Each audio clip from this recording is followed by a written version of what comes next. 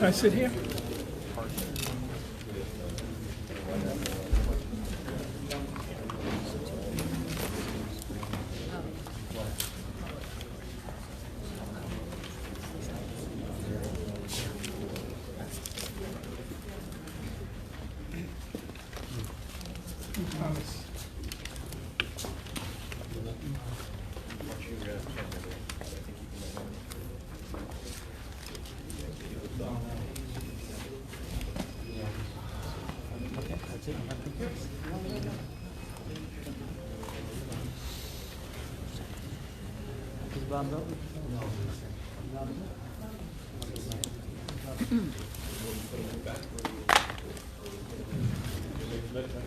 Good afternoon, everyone.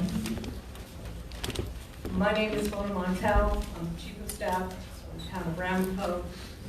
And as I welcomed you just this past Tuesday, where we honored a heroic individual that helped save lives, today I'm going to introduce you to the family of the victim who's in the most critical condition so that they can say a few words to us. Today we stand in sorrow and with our continued prayers for all of our victims.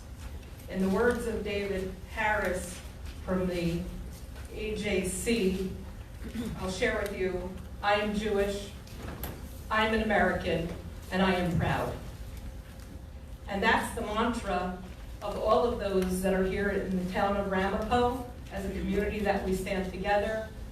We stand with our elected officials, from the governor, to our senators, to our congressmen, to our state and local leaders, from our county and onward.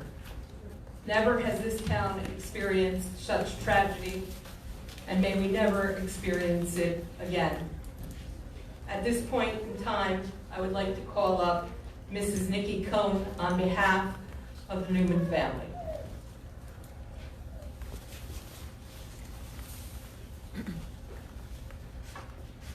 Thank you. Thank you, everybody, for coming to listen and to hear what we have to say. I wanted to say thank you from the bottom of our heart family to all the first responders on Saturday night, all the Hatzalah members, law enforcement, every category of law enforcement involved, because I know there are many. Again, thank you from the bottom of our hearts. At this time, we'd like to call for increased measures of security for all groups of people throughout New York State. Thank you.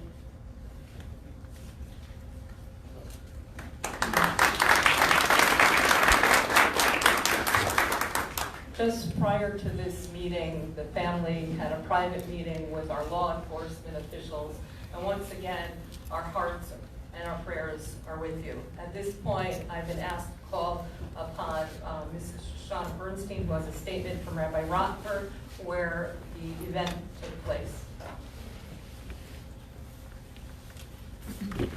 Thank you for being here.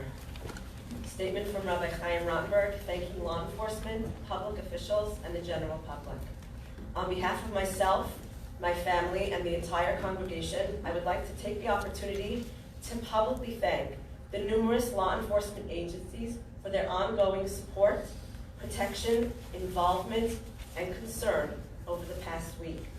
The visits from elected officials across the spectrum have truly bolstered our community and are greatly appreciated.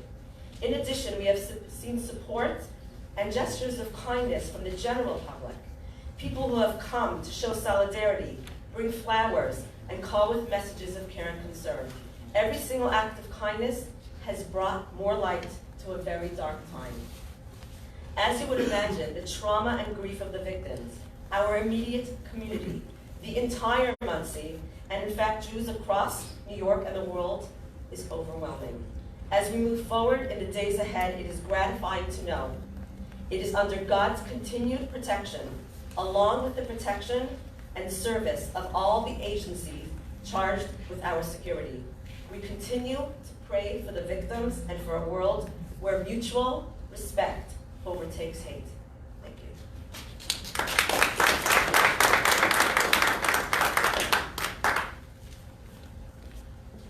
Thank you. The town of Ramapo has always had a single shining star that we have always been and always will be proud of, and that is our Ramapo Police Department.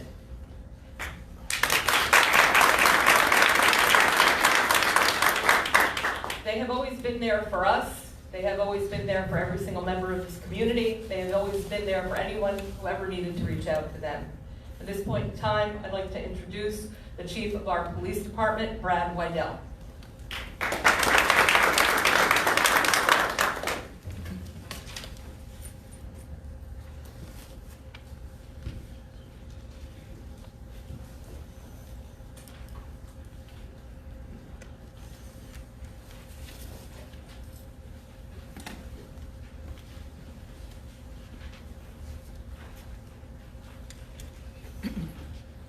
Good afternoon. I can imagine there's many questions on behalf of the press related to our investigation on Horseshoe Road, and I will share with you what I can. I understand the desire from the community, from the media, for information, and I can appreciate that. And I know that you all can appreciate the importance of us in law enforcement proceeding judiciously, carefully, cautiously, following correct procedures, following the law, to ensure that this investigation is conducted professionally and properly. The night of that incident, this agency received assistance from the New York State Police, the FBI, Town of Clarkstown Police Department, and the Rockland County Sheriff's Department. We also received tremendous help and assistance from our EMS partners and from our community partners. And more importantly, we received the key to the case, the break in the case, from a member of the public, being confident enough in sharing with the police department the information that he had gleaned, specifically the vehicle and the plate number. That's critical. That community involvement, that information from the public. Absent that, this would be a much more difficult press conference for me, although it is very difficult to do, because fortunately, in this case, we quickly apprehended the person that we believe is responsible for this horrific attack in our town. And we did it with help from the public and from our law enforcement partners. I am not shy to ask for help. We don't push away help from any agency that offers it to our department. So by putting the information out into the license plate reader system, quickly it alerted, of course, as you know now, New York City Police Department. It told them two things. It told them that an individual who was wanted for a horrific attack in Monsey is in their city, and it also told them that a bad guy who did something horrific in another area was in their city.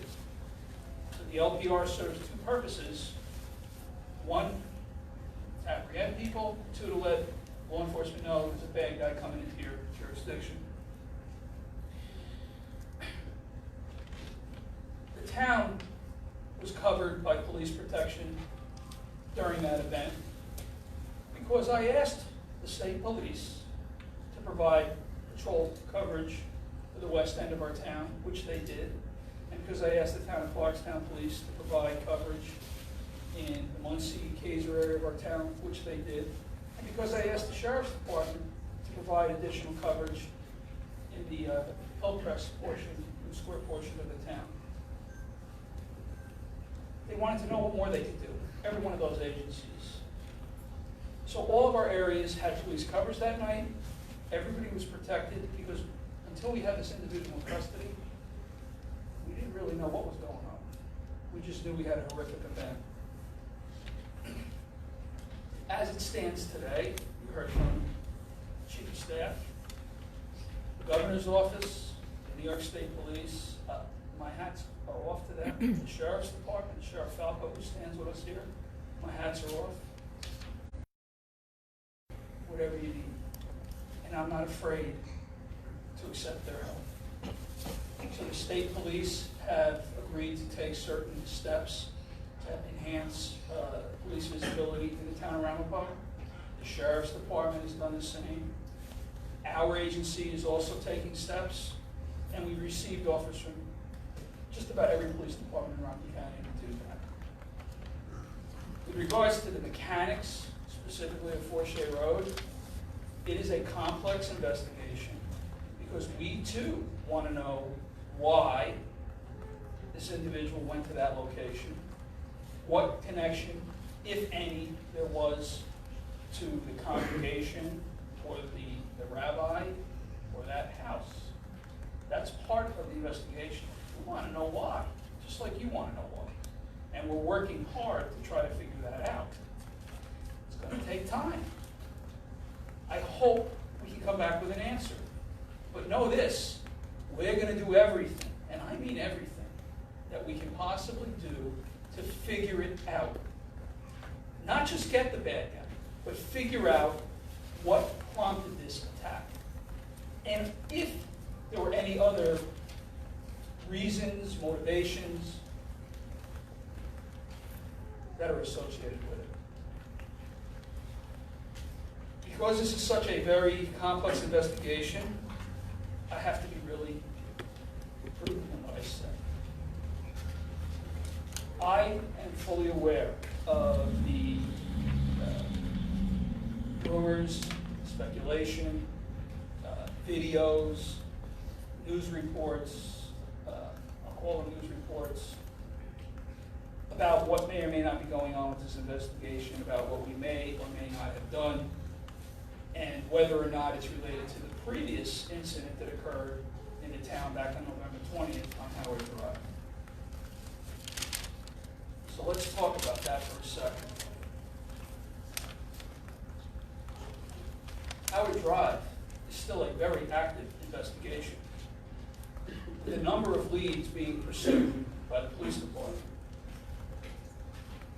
The night of the morning of the event on Howard Drive, information was generated in the form of video of a vehicle that may have been in the area, well, it was in the area, but may have been involved in the incident. I wish the video was better. That video was shared with, we took that video, we went to a number of professional body shops. What do you guys think? Thought it might be a pilot. Thought it might be a pilot. Not that it is a pilot. We then went to the FBI with the video, and we said, can you enhance this video? And they worked very hard to try to get us something better on the video we had. Even with the best enhancement tools available from the FBI, at this moment in time, I cannot stand here and say definitively that it was a Honda Pilot. And neither can the FBI. This is very important because I cannot say it was a Honda Pilot. Looks like it could be one.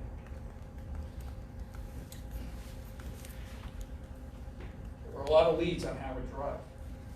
Our detectives, of which I stand here tall and proud about our investigation division.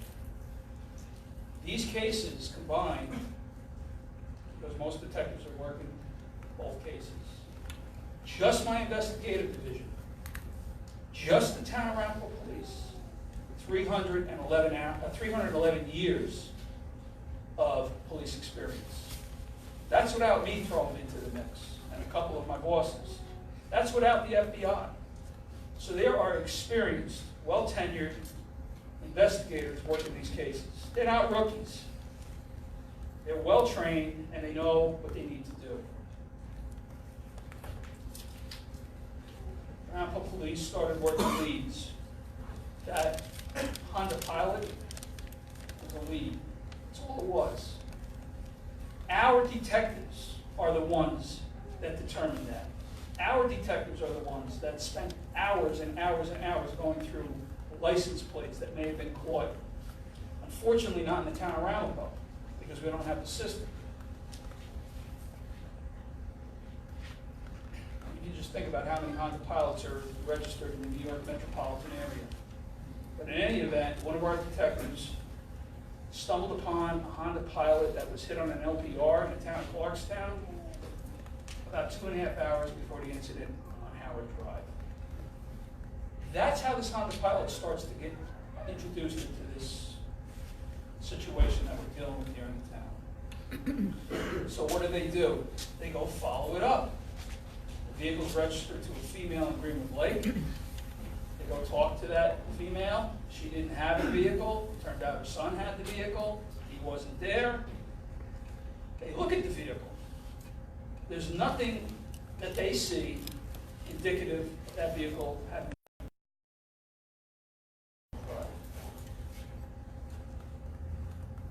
This is just a lead. This is what we have here. They speak to the individual, and they talk to him, and they talk to the mom further, who was driving the car that night. And it turns out that he's the same individual that committed, or allegedly committed, the acts on Forshey Road. Okay? We didn't know that at that time. We didn't know anything at that time. And we had no evidence. And we had no probable cause to do anything other than follow a lead. Okay? Which we did. And it didn't go away. It was kept in the lead sheet system. Members of our agency, our detectives, and members of the FBI all knew about the lead. Forshey Road happens. This individual is taken into custody by NYPD, and we hear the name, and the detectives go, wait a minute, isn't that the guy we interviewed from Greenwood Lake? And the answer is yes. Now, with that information, and the fact that we now have him involved in a criminal act, we are able to obtain a federal search warrant for the vehicle, which we were not able to obtain prior to Forshey Road. So that vehicle was taken into custody with the FBI. It was in conjunction with our agency. Our detectives in the FBI have gone through that vehicle, and I can tell you that nothing was taken out of that vehicle. Certainly not some of the stuff that's being reported. The vehicle is still being examined forensically for any, we'll call it, say, trace evidence of any kind of connection, if there even is one, to our incident down in Howard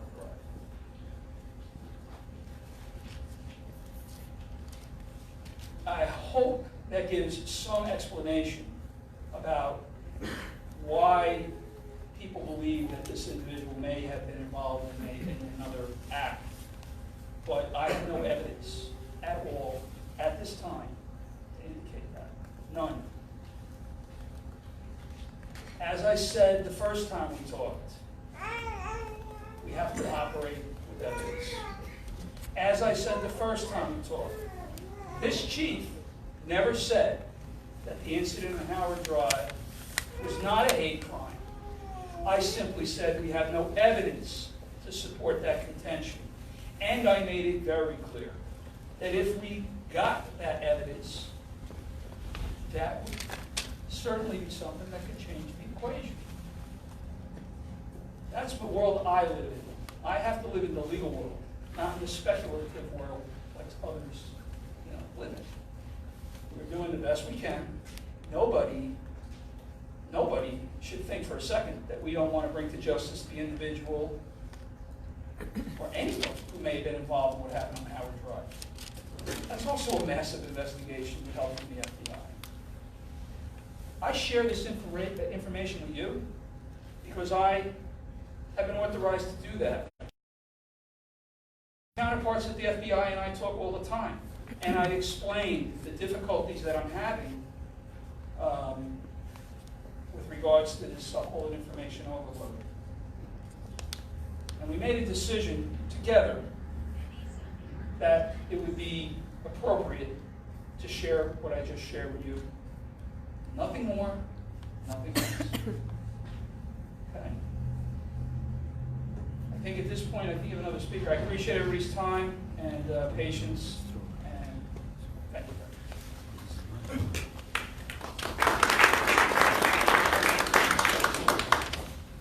Thank you, Chief. One of the special things about the town of Ramapo is that we have, and we attempt to have on an ongoing basis, community outreach.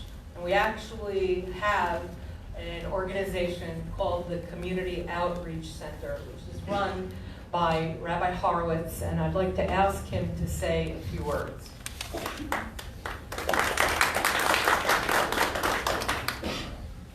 Thank you, Mona. First, I would like to thank, on behalf of the community, the Supervisor Specht, Chief of Police, and Sheriff, and all law enforcement that have been working tirelessly since Saturday night, since this horrific tragedy, and they've been working around the clock. They've been assuring the community and working out there. Earlier today, the supervisor along with Mona met with school leaders, private school yeshiva leaders here in the community, to hear from them what they need and assure them that the town is out there adding security, adding police with the state police and the sheriff. I'm going to be very brief, but I would like to ask permission from the media and all in attendance. Since in the Orthodox community, as you all are aware, there are many children and many families that their home language is Yiddish. I would just like to brief them in Yiddish for just a minute or two, just to update them what the chief has just said, so they are aware and they can share it with their children. Ich steige jetzt mit der Chief of Police und der Ramapo Supervisor. Wir sind übergegeben, als tieren alles, was sie kennen, zu bringen the investigation further and to add security in the town and police presence. Und so haben wir gesehen über die letzte paar Tage, als Menschen durch den Stutz, als elected officials kommen heraus zu reden, but the chief sucht, als hat sie actual presence of police. Nicht nur reden, es ist police presence in the community. So wir sehen the state police, wir sehen the sheriff, wir sehen the town police. Auch du als unmarked cars. The federal government is involved in, wir sehen als unmarked cars. Noch eine Sache, was hat gebeten, sehr wichtig, ist, zu tun, was heißt, if you see something, say something. Wenn man sieht etwas, soll man es übergeben. Man soll riefen und übergeben anything, was man sieht.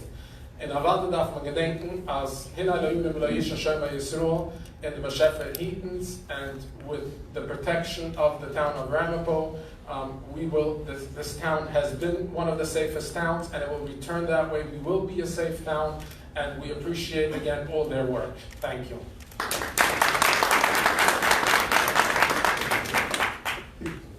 At this time, I'd like to introduce the leader of our town, somebody who's been working more than 24 hours a day, if that's possible, to give us an update as to what specifically the town's initiatives are going to be, the Honorable Michael Specht.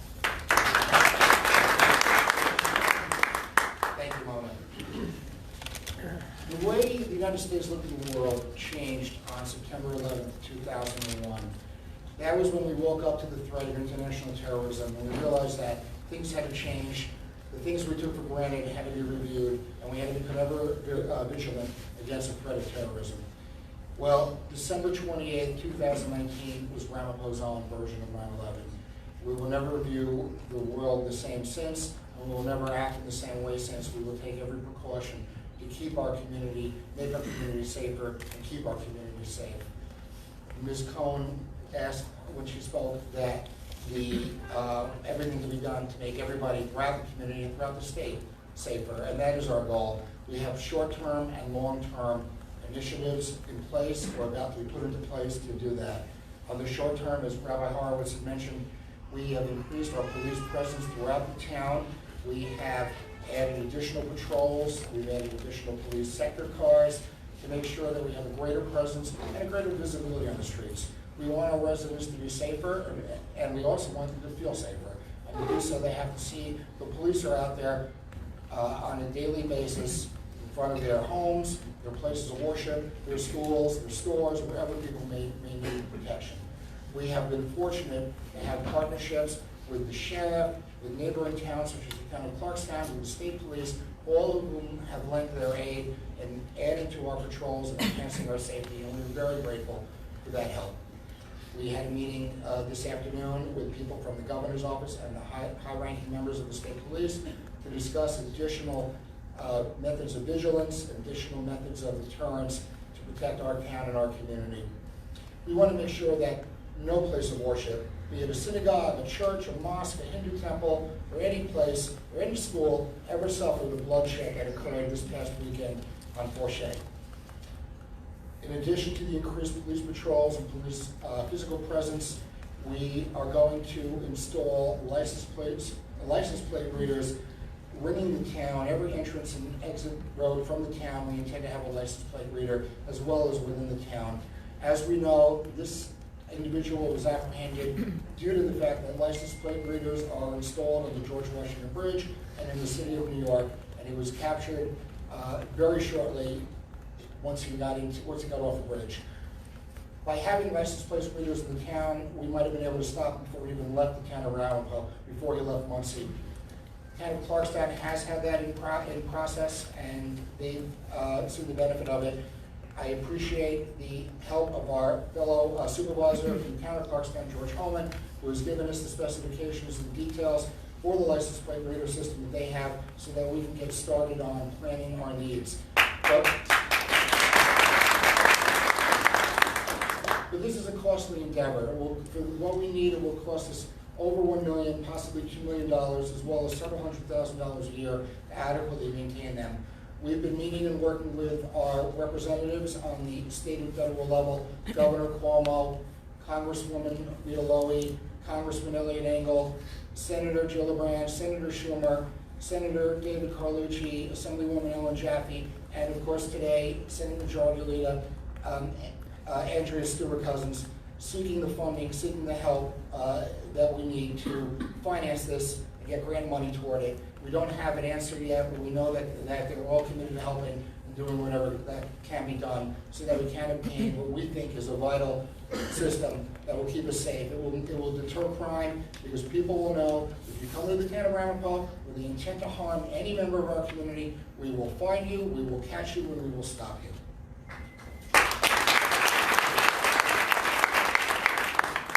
We also want to increase the lighting throughout the unincorporated town of Ramapo, as well as install surveillance cameras through the town in order to monitor illegal or dangerous activity and be a preventative measure. When it comes to the cameras, when it comes to the LPRs, license plate readers, these are not to spy on people, these are not to issue traffic tickets, these are to be used solely for law enforcement means to deter and apprehend violent criminals.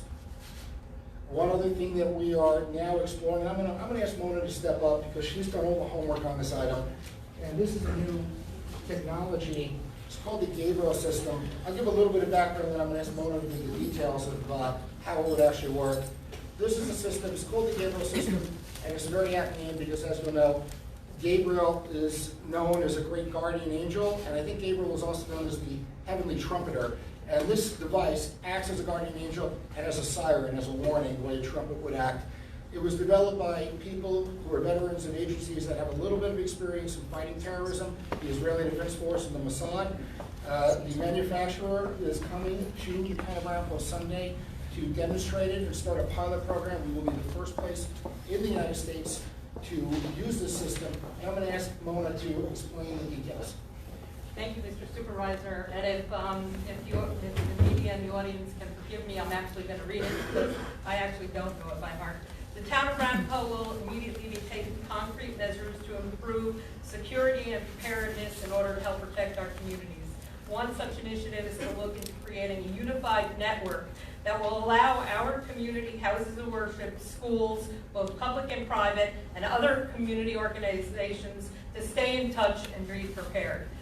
A smart panic button called Gabriel will be made available and deployed across the community, putting some of the world's smartest technologies in the hands of our constituents.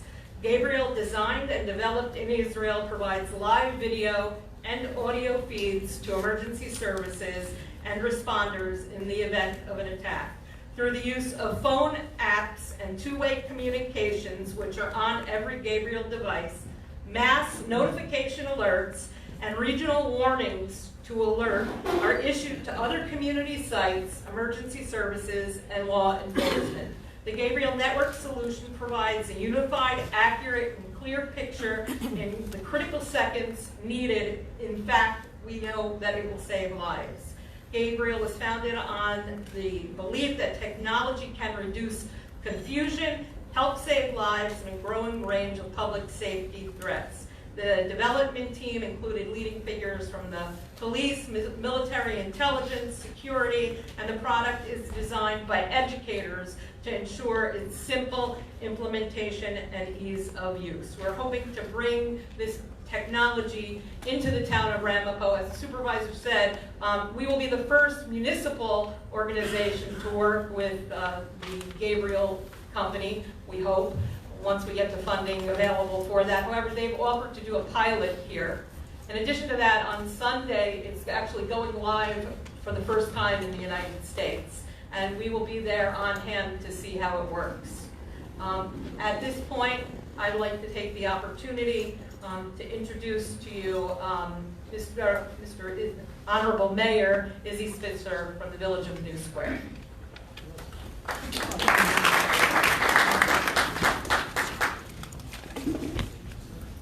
First, I'd like to give our prayers to the critical, struggling Mr. Neumann. We pray and we hope that he's going to have a speedy, full recovery soon.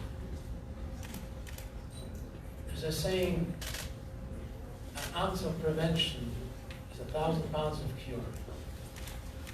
We have with us on the investigation level, on the protection level, security level, we have all agencies working with us with a great amount of experience and unity. I'd like to ask on the executive level, all the elected officials in the county to do all in our power to do whatever we can to make sure that the hate is gone, the anti-Semitism is gone, and do everything we can and really do it and make sure that we condemn and we fight off legally everything we can which incites and brings in this hate and anti-Semitism to the community. We have the pledges from all agencies in their capacity. We want it and we request it on the elected capacity to make sure and really, really do whatever they can that those incitement sites, the hate and the anti-Semitism is gone once and for all.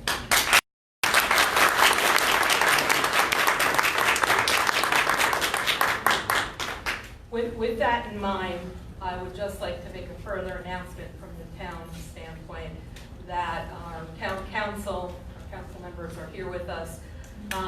We are going to revitalize the Ramapo Council of United Americans. The interfaith, intercultural organization shall be renamed in honor of its creator, Supervisor Herb Reisman of blessed memory, and will be a forum to share concerns, work to find commonality, and move forward with the healing and unity process. We thank our board for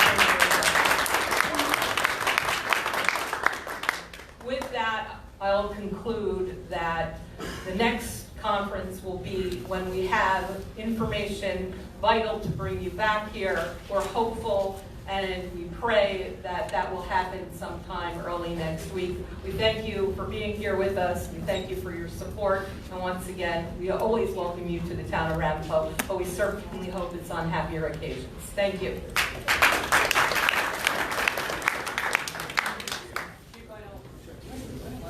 Oh, I'm sorry. Yes.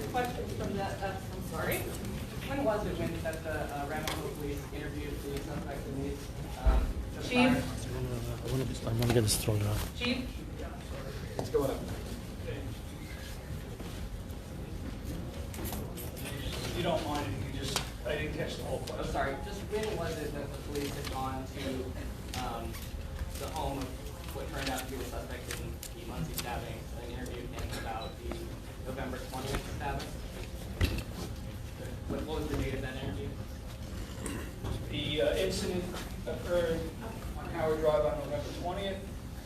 On November 21st, we were already, steps were already in motion to begin the process following that lead. The hearing canceled tomorrow.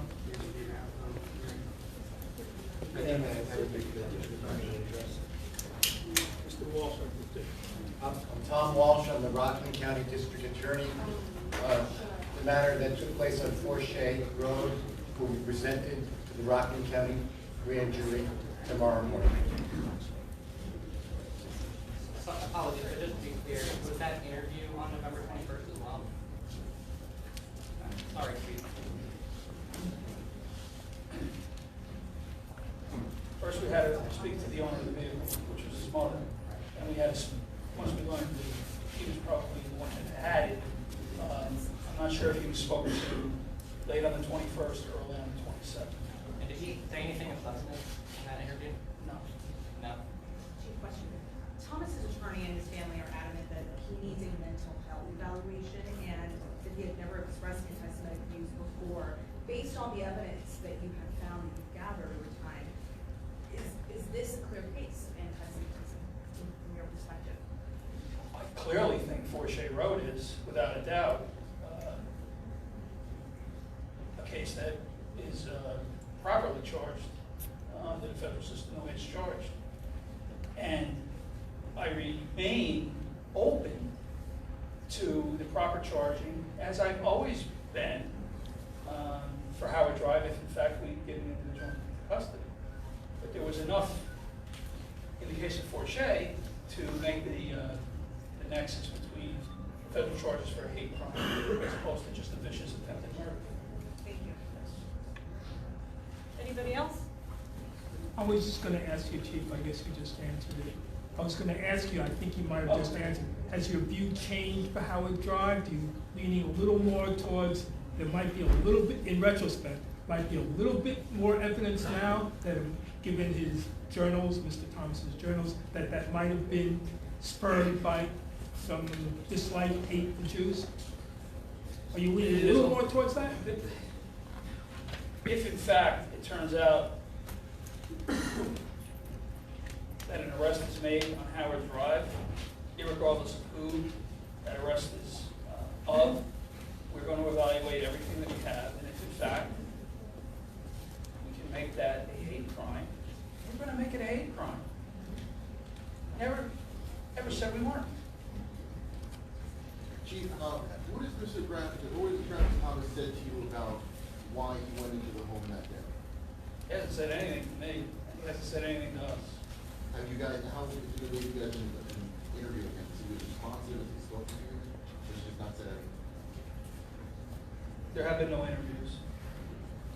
Mr. Thomas's lawyer said earlier today that he had been up to a cabin owned by Mr. Thomas, who previously lived in there. They found some more writings and pill bottles. Has Ramapo Police been up there? Do you know of any other agencies that have been up there? As I said earlier, this is a very complex investigation. I'm not going to respond to what his attorney may or may not have shared with you. And as I said and made clear, what I share with you is with the consent of our partners in the FBI. Chief, what has been your interaction, the department's interaction with Mr. Thomas? Whether or not it's criminal, have there been domestic incidents where police have gone to the home just to check on the mother? How often does that happen? So he does not reside in our jurisdiction. He resides in the village of Greenwood Lake. So, To the best of your knowledge, how often does that I happen? think at this time we're out of time for questions. One Maybe we question can for one-on-one DA. afterwards if anyone has anything specific for anybody. One question for DA Walsh, Tom. Mr. Lieber. Since you're going to the grand jury, as you said, there's a federal complaint, U.S. Attorney's Office. Is this going to be a dual case? You're going to run your case, they're going to run their case, or is it somehow going to be given all to the feds, or all to you, for that matter? At this time, we're working very cooperatively with our federal colleagues, and we believe that they will proceed on their federal charges. We have every intention to further investigate the case, present it to the grand jury tomorrow morning for the action that it deems appropriate, and we are prepared to go forward based upon the actions of the Rockland County grand jury in conjunction with our federal partners. Okay, we thank everybody for coming, and if anybody